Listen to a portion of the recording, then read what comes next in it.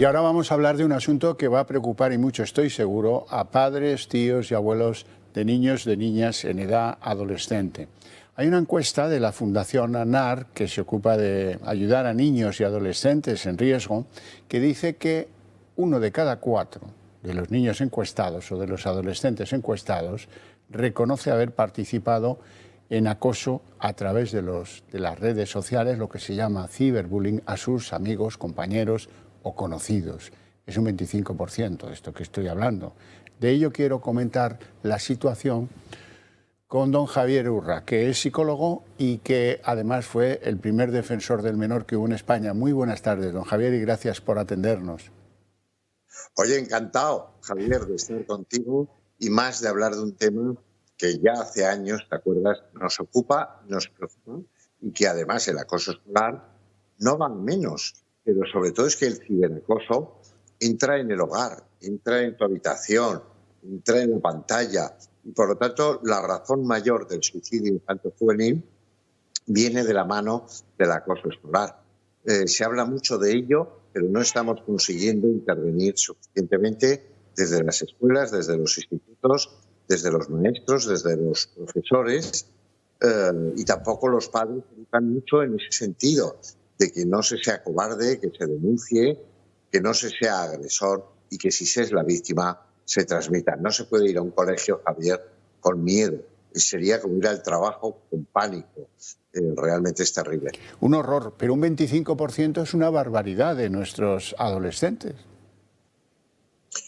Bueno, lo es, pero aparte de ese estudio de la Fundación ANAR, hay otros estudios donde hay un porcentaje de un 6, un 7% de chicos que reconocen que son agresores. Es decir, que es que lo reconocen y no lo valoran como una cosa profundamente perjudicial y grave. Yo creo, Javier, que el que no sufre no entiende muy bien el sufrimiento de los demás. Y a veces a un alumno le dice, mira, vas a estar 6 meses en una clase de chicos que tengan 3 años más que tú, para que veas que ahí no puedes imponer tu ley, que ahí no puedes ser un mafioso, al revés, que ahí te has de proteger. Bueno, yo creo que las víctimas muchas veces hay que educarlas también a tener habilidades sociales, a tener un grupo de iguales que sepa defenderle, pero es verdad que hay que educar a los niños en el respeto al que es distinto, por capacidad cognitiva, por orientación sexual, por raza, por un físico que es distinto.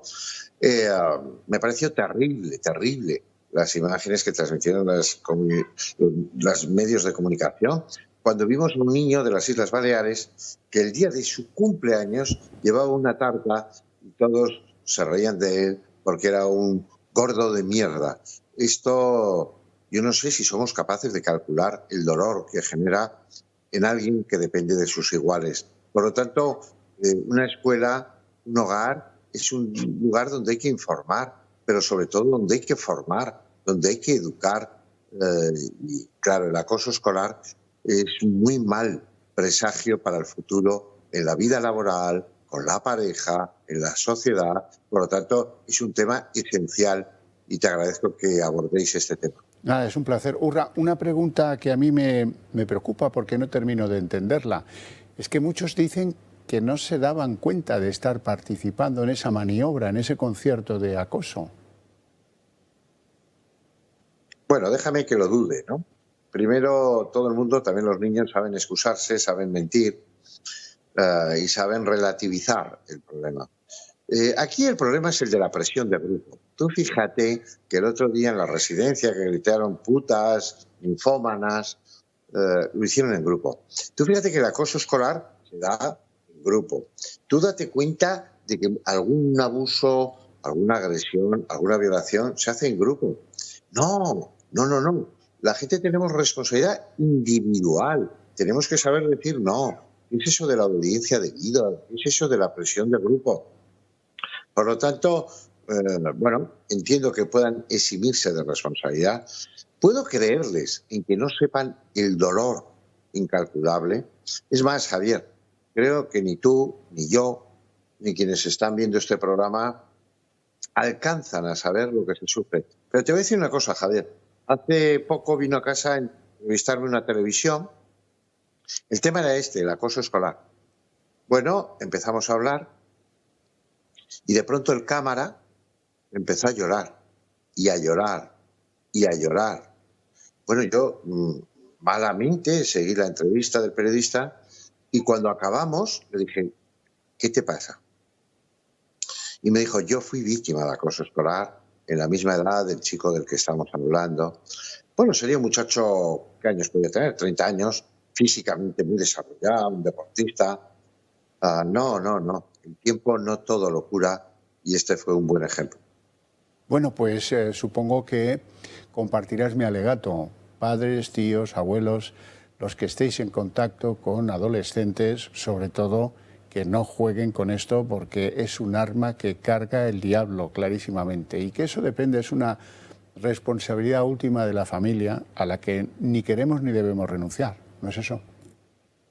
Es verdad, y yo creo que hay una responsabilidad en las escuelas que es llamar a los padres, pero nos hace falta padres que no sean equívocos abogados de los hijos.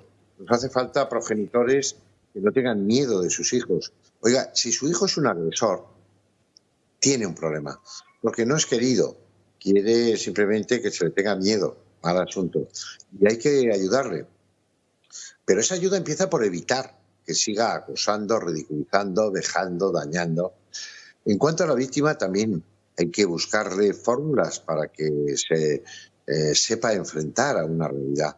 En cuanto a la inspección educativa, yo hablo mucho con los inspectores, es fundamental que no sea el niño víctima el que se traslade a otro colegio, a otro instituto. Tendrá que ser el agresor. Pero me preocupa primordialmente los colegios que te dicen de antemano, en mi colegio no hay acoso escolar. Oiga, no lo dé por hecho. Analícelo, supervíselo, esté sensibilizado. A los profesores, el primer día de clase digan, oye, mira, el líder de esta clase soy yo que soy el profesor. Si aquí hay alguien que agrede y alguien lo conoce, está en la obligación cívica de denunciarlo. Y yo llamaré a los padres e intervendremos. Me parece que tiene que haber una unidad de criterios de escuela y padres. Bueno, tú decías inteligentemente, y tíos, y abuelos, y sociedad.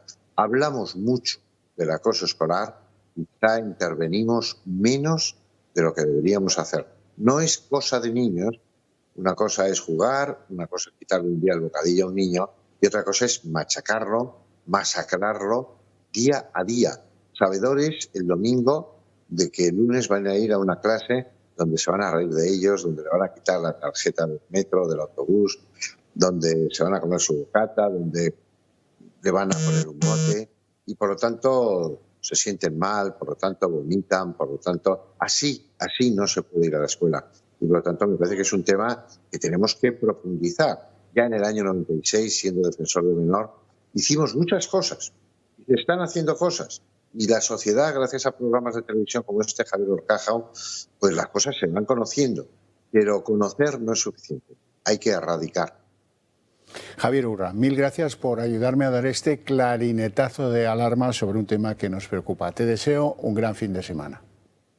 Igualmente, y me parece muy acertado el término que has empleado, clarinetazo. Hay que hacerlo muy sonoro, muy claro, muy directo y sin embujes, para el otro lado. Un abrazo muy fuerte. Hasta siempre.